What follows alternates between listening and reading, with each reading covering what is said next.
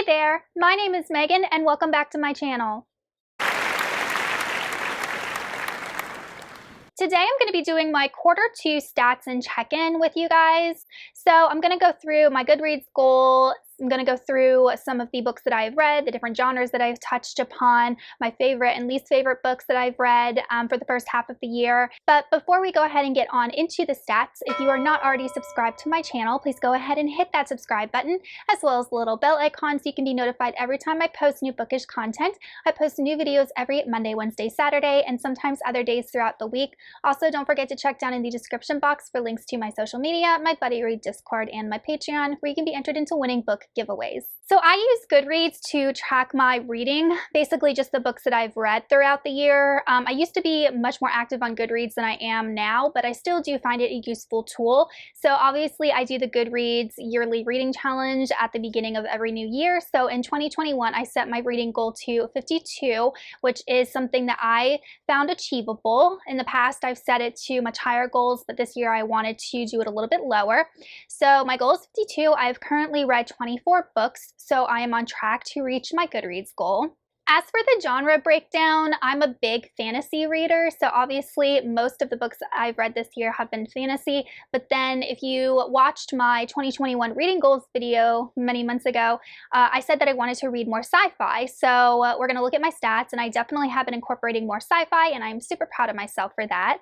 On the flip side, I really enjoy YA. It's a genre that I have read for years and years and years, especially YA fantasy, and that has been something that I have completely neglected this year. In fact, I own a ton of unread YA fantasy, and I even did a video of all the YA series that I wanted to get to in 2021, and I have gotten to none of them. As for the genre breakdown, so far this year, I have read 10 adult fantasy books, 5 adult sci-fi books, 4 classics, 2 YA fantasy, 1 mystery, 1 nonfiction, and 1 YA contemporary. So like I said, obviously I read a lot of fantasy, but I feel like I've definitely touched on every genre so far this year, except for YA sci-fi. I guess I haven't read any YA sci-fi. But yeah, my reading this year has definitely leaned towards the adult spectrum, which is completely fine because I love all genres, but there are a lot of YA series that I still would like to read eventually and find some way to work them in. So far in 2021, I have finished 2 adult fantasy series. The first one is the Risen Kingdoms trilogy by Curtis Craddock, and the only book that I had to read in order to complete it this year was The Last Uncharted Sky, which is book 3. This is definitely one of my favorite fantasy series. I've done a whole video on why you should read this. I highly recommend it. It's very underrated. And then I also read and completed the Live Ship Traders trilogy by Robin Hobb. I hosted a read-along with a bunch of awesome booktubers for this trilogy, and we read them back to back, and we're going to be doing the same thing for the Tawny Man trilogy. So that is another trilogy that I will probably have marked off as completely read at the end of the year. As for series that I have started, I'm not going to go through all of them, but I have started 6 new series. In fact, I did a whole video about all of these series that I am currently in the middle of, so I don't want to repeat all of them. I will link that up in the cards so you guys can check that out. But yeah, I finished 2 series and started 6. So definitely skewed there because I really like to finish series before I start new ones. So not good decisions. I also want to share with you guys my 3 favorite books I've read so far in 2021, as well as my 3 least favorite books I've read so far. And the first one of my favorites is Senlin Ascends by Josiah Bancroft. I feel like I talk about this book way too much, but that's because I absolutely adored it. I gave it 5 stars. I do have a full spoiler-free review. And just the reason that I love this book is because it was a different take on, I guess, your traditional fantasy. It's definitely not traditional fantasy. So if you're someone that likes that sword and sorcery kind of medieval setting, this might not be for you. This definitely draws inspiration from our own history and the Tower of Babel.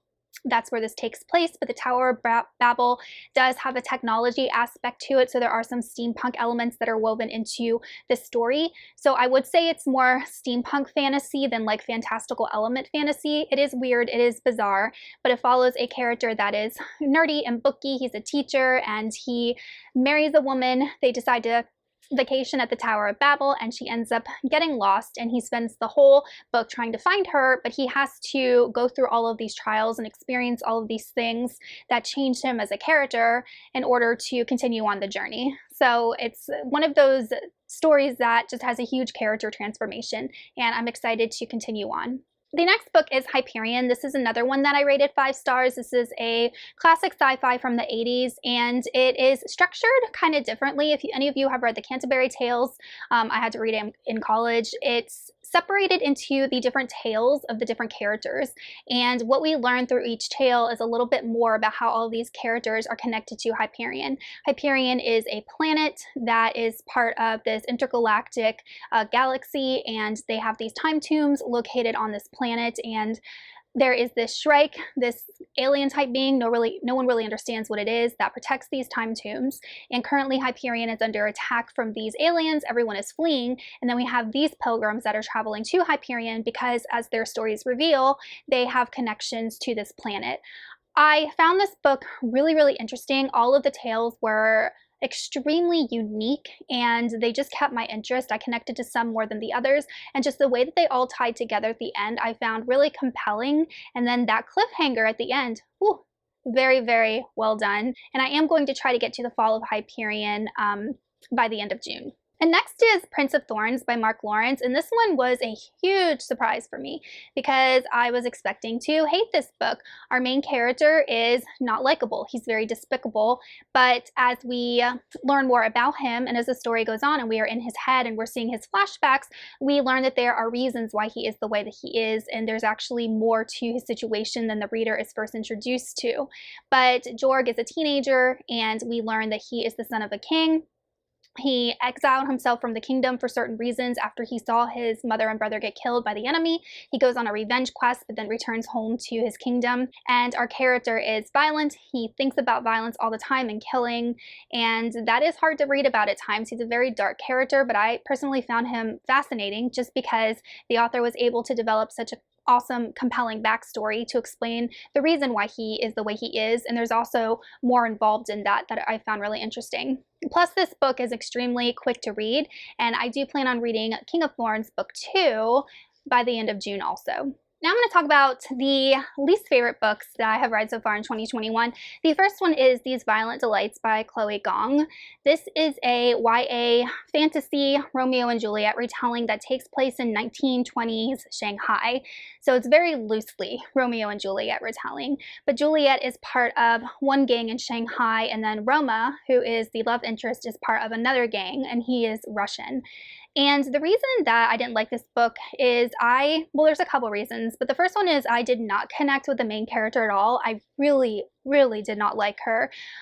She was constantly having to prove herself and be hard, and she would, had no compassion, no mercy. She would just shoot characters. She shot this one guy just straight in the head.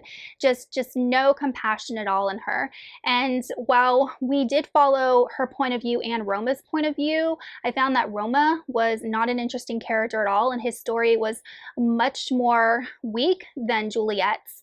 And I also found that the pacing was incredibly slow, and the whole fantastical elements, which involves a plague type thing that is spreading throughout Shanghai, it does have like a fantastical story to that. I just found it really uninteresting, and I was really hoping to love this book. I was hoping it was going to be one of my favorites of the year. I love Romeo and Juliet. This cover is gorgeous, but this fell completely flat for me, and I really disliked it. The next book is Semiosis by Sue Burke. This is the first book in the Semiosis duology. I read this in January or February, and I was highly anticipating this book. So this book follows a group of settlers that settles on this planet, and they start this whole new civilization of humans on this planet. And there are plants on this planet that are sentient. And I just found that concept really interesting. But that concept was not the main part of the story. That's what was advertised on the back of the book. That's what I thought it was going to be about, but it just wasn't as prevalent as I was hoping. In fact, the story revolved more about the progress of these human civilization and the way that they interacted with the natives centuries later. And there was one sentient plant named Steveland that we got to know, and there was just nothing about him that was interesting. Not to mention, this book, the writing was so dry. It's probably one of the driest books I have ever read.